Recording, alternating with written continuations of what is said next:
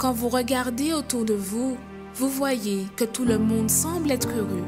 Vous aussi, vous aimeriez avoir ce bonheur, mais vous ne l'avez pas à cause d'un problème que vous ne pouvez pas résoudre. Chaque humain affronte des situations qui sont difficiles, mais dans de nombreux cas, peu importe à quel point vous essayez, vous voyez que seul, vous ne pourrez jamais les surmonter. Quelle est la situation qui enlève votre paix? Votre santé fragile ou celle des membres de votre famille? La division dans votre foyer? Les portes qui sont fermées? Les vices? Mais même quand tout semble perdu, sachez qu'il y a une solution, une clameur, un lieu de guérison où les miracles arrivent dans la vie de ceux qui croient. Ne manquez pas cette occasion de changer l'histoire de votre vie. Tous les jours, trouvez une porte ouverte pour résoudre votre problème. Lundi, recevez une orientation pour votre réussite financière. Mardi, déterminez la restauration de votre santé. Mercredi, renforcez votre communion avec Dieu. Jeudi, clamez pour votre famille et votre vie sentimentale. Vendredi, venez chercher la délivrance spirituelle. Samedi, priez pour tous les cas qui sont impossibles. Et dimanche, commencez la semaine avec la bonne direction de Dieu. Universel d'Homme, en Hawaï. Découvrez notre nouveau site universeldom.fr pour avoir toutes les informations de nos centres d'accueil dans les dômes. Retrouvez les adresses des CAU les plus proches de chez vous, mais aussi des messages de voix. Et vous pouvez vous abonner à notre newsletter pour rester informé de toutes nos actualités. Vous pouvez aussi découvrir des expériences de transformation de vie, écouter la radio positive d'Homme en direct et toujours plus de contenu. Nous attendons à universeldom.fr. Tout changement commence par une attitude de foi. Assistez à l'émission Foi en action. Bonjour à tous, que Dieu vous bénisse, toutes les personnes qui sont connectées dans notre émission Foi en action. Aujourd'hui, c'est le jeudi, c'est le jour que les portes du centre d'accueil universel sont ouvertes pour vous aider. Toutes les personnes qui souffrent au sujet de la vie sentimentale, de la famille, toutes les personnes qui votre foyer est divisé, toutes les personnes qui dans votre maison c'est la dispute, c'est des bagarres, c'est la division. Vous êtes fatigué de souffrir, vous ne supportez plus avoir un mariage d'apparence, une vie sentimentale détruite. À ce sujet, vous allez rester connecté dans notre émission et vous allez voir que c'est possible. C'est possible changer l'état de votre vie sentimentale. C'est possible voir la parole de Dieu s'accomplir. Mais c'est à vous de donner les premiers pas. C'est à vous de saisir cette opportunité et de venir dans le centre d'accueil universel, ici, au 6 Morne-Vergan, la route des Abîmes, à 19h, dans la réunion de la thérapie de l'amour. Et certainement, on va voir les résultats, on va voir la différence au sujet de votre vie sentimentale. C'est pour cette raison, je vais vous laisser en cet instant un témoignage de quelqu'un qui est arrivé au centre d'accueil universel dans la souffrance, avec une vie par terre, détruite, avec un foyer divisé. Mais lorsque cette personne a mis en pratique la parole de Dieu, c'est là, cher ami, que tout a changé. Regardez ce témoignage et tout de suite après, je reviendrai avec vous. Bonjour, je m'appelle Madame Sylvie. Lorsque je suis arrivée au centre d'accueil, j'avais des problèmes dans mon couple. Et je voulais absolument divorcer. C'était un problème spirituel, je pense. Tout allait bien. Et du jour au lendemain, c'était des problèmes qui venaient pour tout et n'importe quoi. Il suffisait qu'une personne, une femme ou une collègue l'appelle et pour moi, c'était un souci. Et j'avais plus confiance en moi, j'avais perdu confiance en moi. Je lui en voulais pour tout et pour rien, pour la situation qu'on vivait, et ce problème-là, qui est au départ le problème de couple, ça touchait aussi les enfants, ça touchait la famille. Et lorsqu'on parle de divorce, on ne parle pas que d'une personne. Donc, on parle des enfants, si on a des enfants, de la famille, et des mensonges aussi, pour que on se dit, si je dis cette chose contre lui, ben, les gens ils vont venir avec moi. Donc, du coup, j'ai inventé des fois des choses pour que qu'il soit en tort, que tout le monde le déteste, que tout le monde voit qu'il n'est pas ni un bon père, ni un bon mari. Et c'est comme ça que je suis arrivée, mais ça m'a créé aussi une dépression parce que je commençais à faire du sport à outrance. Je faisais du sport parfois 8 heures par jour. Ça allait de courir, footing le matin, j'allais à la piscine après, le soir je repartais courir. Donc j'étais vraiment devenue perturbée à cause de la situation, du problème. Lorsque je suis arrivée au centre d'accueil, j'ai été invitée par une personne, j'ai été évangélisée par une personne, je suis arrivée au centre d'accueil et lorsque je suis arrivée, on m'a conseillé de faire des propos. Donc j'ai fait les propos le lundi parce que j'avais des problèmes financiers, je travaillais pas. Je fais le propos de mercredi parce que mon intérieur vraiment était j'étais pas bien intérieurement, c'est le psychologique, ça n'allait pas, tout n'allait pas à mon intérieur, donc j'ai été là le mercredi aussi. Donc du coup, j'ai fait les chaînes de prière de vendredi aussi pour la délivrance, parce que c'est moi en fait qui était le problème. Mais pour moi, je voyais pas que c'était moi. Pour moi, c'était les autres. Et petit à petit, avec les chaînes de prière que je faisais, je voyais que ma vie je commençais à être une autre personne. Et même mon mari, il me voyait venir au centre d'accueil, on faisait des propos.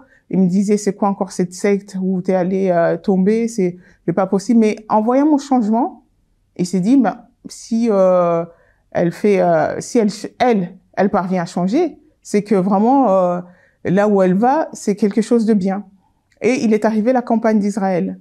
Et à cette campagne d'Israël, j'ai compris ce que c'était la campagne d'Israël. Donc du coup, du spirituel, je priais tous les jours. À l'époque, on pouvait aller à l'église à 7 heures. J'allais tous les jours à 7 heures du matin. Je me réveillais à 3 heures du matin pour prier.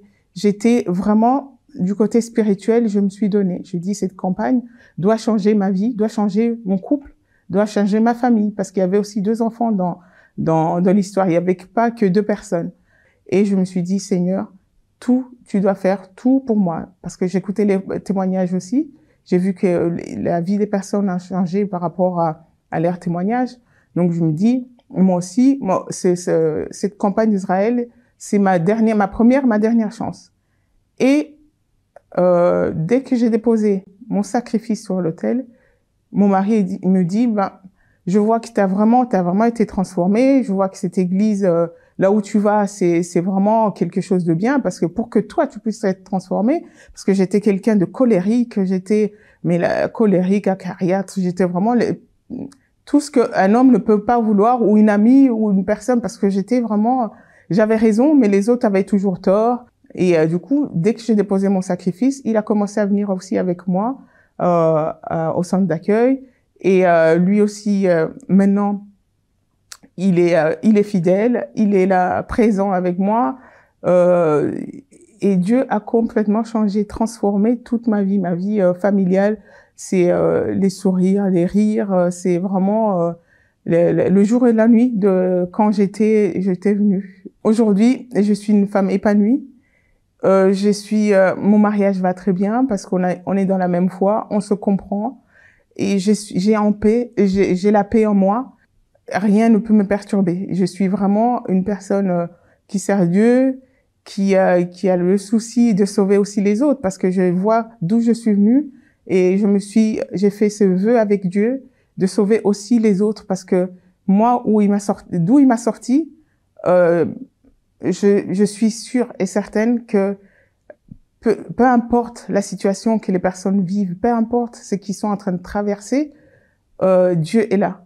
Il suffit juste de lui faire confiance. Et ce vœu-là, je l'ai fait avec Dieu pour sauver le maximum de personnes et les orienter, être présente, les écouter comme moi aussi on m'a écouté, on m'a orienté. Vous avez vu como c'est fort e c'est possible aussi. Saisissez votre opportunité, quelle que soit votre religion, quel que soit l'état de votre vie sentimentale, de votre maison. Peut-être aujourd'hui vous avez du mal à croire que la situation peut changer. Vous êtes dans un état, dans une situation que vous dites c'est impossible parce que ça fait longtemps, ça fait des années. Mais le Dieu que nous prêchons au centre d'accueil universel, le Dieu de la Bible, il est capable de faire l'impossible devenir possible. C'est pour cette raison, saisissez cette opportunité. Vous n'avez rien à perdre, cher ami. Ça fait combien d'années que vous êtes dans la souffrance? Ça fait combien de temps que vous avez fait pas mal des efforts avec la force du bras et la situation, elle n'a pas changé. Mais si vous êtes disposé à venir, ce jeudi, à 19h, dans le centre d'accueil universel, dans la réunion de la thérapie de l'amour, vous allez voir les résultats dans votre vie. À ce sujet de la thérapie de l'amour, je vais vous laisser un spot qui parle un peu plus de cette réunion qui certainement va bénir votre vie sentimentale. Découvrez 10 raisons de participer à la thérapie de l'amour tous les jeudis. Première raison, guérir des blessures des relations passées. Deuxième raison, apprendre l'amour intelligent. Troisième raison, se préparer avant de connaître quelqu'un. Quatrième raison, savoir choisir une personne compatible. Cinquième raison, défaire les mythes des relations. Sixième raison, retrouver un amour perdu. Septième raison, apprendre à se valoriser. Huitième raison, restaurer un mariage en crise. Neuvième raison, devenir un meilleur partenaire. Dixième raison, blinder sa relation. Tous les jeudis, à 19h, venez recevoir des conseils pour votre vie amoureuse au Centre d'accueil universel des Abîmes, 6 Morne-Vergin, face à la Brède.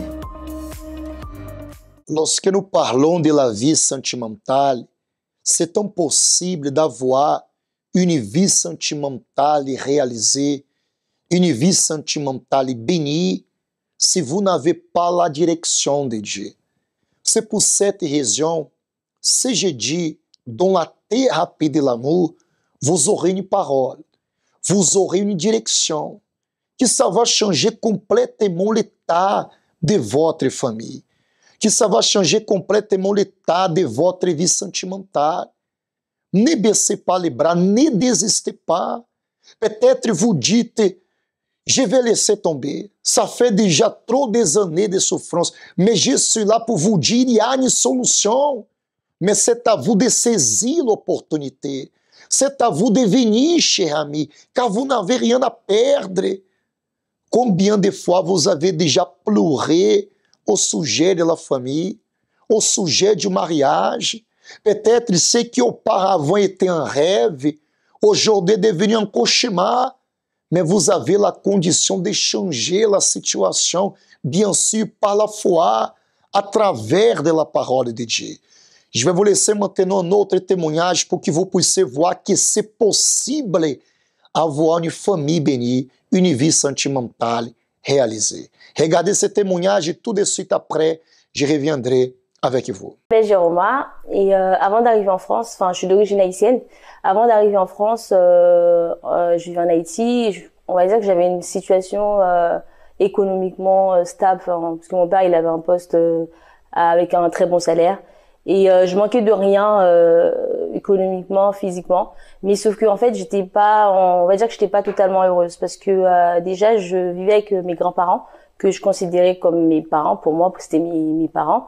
Et en fait, j'ai jamais eu en fait cette structure familiale. Et j'ai toujours eu en fait dans la tête que j'ai toujours pensé en fait que mes parents m'aimaient pas. C'était en particulier la raison pour laquelle en fait que j'étais confiée à mes grands-parents. Sauf que en arrivant en France, j'ai dû en fait apprendre en fait à vivre avec mon père et par-dessus tout ma belle-mère. qui, on va dire, qui m'aimait pas, enfin ne m'acceptait pas du moins. Et c'était très conflictuel. En fait, on était tout le temps en train de s'embrouiller et je pouvais pas la supporter. Et mon père, en fait, je dirais pas que j'avais de la haine. En fait, je voyais mon père en fait dans l'incapacité de m'aider.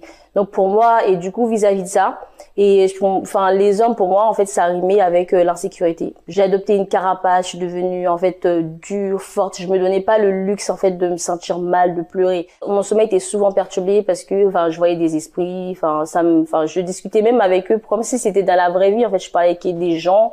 Et sauf que c'était pour moi c'était on va dire quasi normal parce que ça m'arrivait quasiment tous les soirs de converser avec des esprits et quand je me réveillais ben c'était comme si en fait j'avais fait un combat, enfin j'avais lutté dans mon sommeil, c'était toujours comme ça quand je me réveillais. Ben en arrivant sur centre d'accueil universel, ben ils m'ont expliqué en fait les différents propos, enfin par rapport aux différents jours, enfin les jours de la semaine. Donc tout de suite en fait je me suis lancée dedans, et tout de suite en fait je me suis dit bon bah j'écoutais les témoignages, je me suis dit bon bah moi j'ai rien à perdre, je vais me lancer et on va voir ce que ça va donner. Et c'est comme ça en fait je suivais les propos surtout les vendredis pour la délivrance parce que bah en fait en venant en fait j'ai compris que c'était pas normal en fait d'avoir un sommeil autant perturbé et de converser en fait avec des esprits quoi dans mon sommeil. Et du coup je me suis lancée dans les propos du vendredi et donc petit à petit en fait j'ai vu que ça commençait à aller mieux. En fait je pouvais faire un sommeil enfin une nuit complète sans me réveiller, et c'est au fur et à mesure comme ça que ben j'ai pu avoir des changements, des évolutions dans ma vie. Et aussi en fait quand je suis arrivée au centre d'accueil en fait universel, j'avais déjà en fait entamé une relation. Mais cette relation, encore une fois, bah, pour c'était une relation comme ça, enfin, j'avais jamais aussi envisagé de me marier parce que pour moi, le mariage, c'est pas vraiment quelque chose qui était dans mes projets. Et, sauf que, en fait, à force de venir à l'église, d'écouter la parole, en fait, ma conscience, elle m'accusait parce que, je savais qu'en fait, à l'intérieur de moi, que ma relation, en fait, elle était pas compatible avec la parole de Dieu et qu'il fallait que je puisse remédier à tout ça. Donc du coup ce que j'ai fait j'ai discuté en fait avec mon petit copain à l'époque qui est maintenant mon mari. J'ai échangé avec lui en fait pour par rapport à ce sujet-là, pour lui dire que là c'est bon en fait, ce que je veux c'est que je veux en fait investir en moi et qu'après en fait recommencer notre relation enfin sur de bonnes bases. Et ça tombait bien parce que lui aussi était d'accord parce que entre-temps lui aussi il venait au centre d'accueil universel. Donc il était d'accord pour partir. Mais c'est vrai qu'en fait c'était super compliqué, super dur parce que on se dit bon OK d'accord, enfin on sait pas comment ça va se passer et si vraiment un jour, parce que en fait en vrai j'avais des sentiments pour lui et je me dis imagine qu'après après tout ça on n'arrive pas à se mettre ensemble et qu'il trouve quelqu'un d'autre à l'église. En plus je me disais il y avait plein de filles à l'église, enfin qui refasse sa vie, et moi dans tout ça où est-ce qu'elle est ma place en fait. Donc il fallait que je confie, et c'est vrai dans mes prières je dis toujours à Dieu. Et en fait j'ai fait ça parce que pour être en règle avec toi, pour obéir à ta parole, mais en fait tu connais mon cœur, tu sais ce que je ressens aussi également pour lui. Tout ce que je te demande, si vraiment il n'est pas fait pour moi, mais que tu enlèves, en fait, que tu effaces mes sentiments petit à petit. En fait, que je vienne pas à sentir, en fait, la perte de quelque chose. Dieu, en fait, a vu le sacrifice que moi j'ai fait et que lui aussi il a fait. Ma vie, en fait, a commencé à évoluer, en fait, dans tous les domaines, que ce soit dans la vie professionnelle, même dans les démarches administratives également, dans la vie sentimentale. Donc aujourd'hui, en fait, je suis mariée, j'ai un enfant, enfin j'ai une petite fille.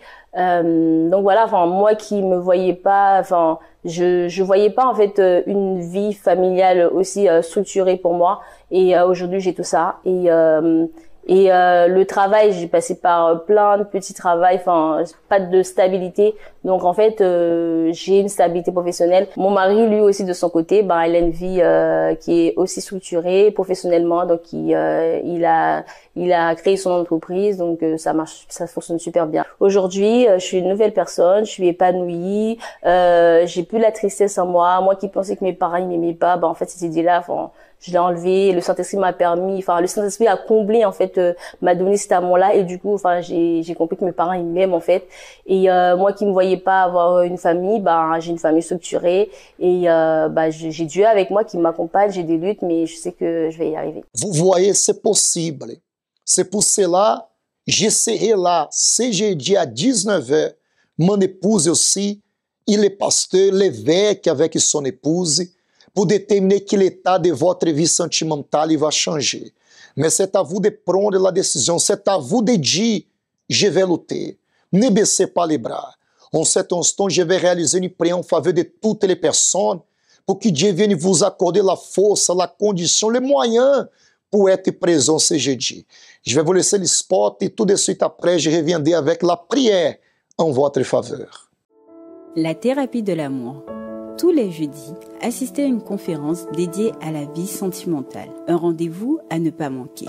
Vous connaîtrez enfin ce qu'est l'amour intelligent, basé sur la parole de Dieu. Recevez des conseils et orientations, peu importe votre situation amoureuse. Que vous soyez marié, en couple, veuve, célibataire ou divorcé. Découvrez comment obtenir votre bénédiction sentimentale. Apprenez à aimer d'un amour intelligent. Dans notre siège, au 6 Morne-Verguin, route des Abîmes, face à la Brède. Chaque jeudi à 19h au centre d'accueil des Abîmes. La thérapie de l'amour. La prière, c'est lui qui permet de nous faire un seul éveil bon Dieu. Éveil, nous qu'a brisé toute marage qui a lié en nous, l'homme qui a persécuté nous. Et nous qu'a trouvé vrai sens à la vie. Ces moments à la prière, nous qu'a parlé avec bon Dieu. Mon Dieu et mon Père, je prie en faveur de toutes les personnes qui sont connectées. Je détermine par la foi qu'ils soient fortifiés. Viens relever ces personnes, viens les bénir, viens donner la condition, les moyens pour qu'ils puissent être présents ce jeudi dans la thérapie de l'amour. C'est ce que je détermine au nom du Père, au nom du Fils et au nom du Saint-Esprit. Amen. Grâce à Dieu. Chers amis, c'est à vous de prendre la décision. En sachant que chaque dimanche à 7h, comme à 9h30, nous avons la réunion très importante. La réunion qui nous détermine que la paix, que la joie soit dans votre maison.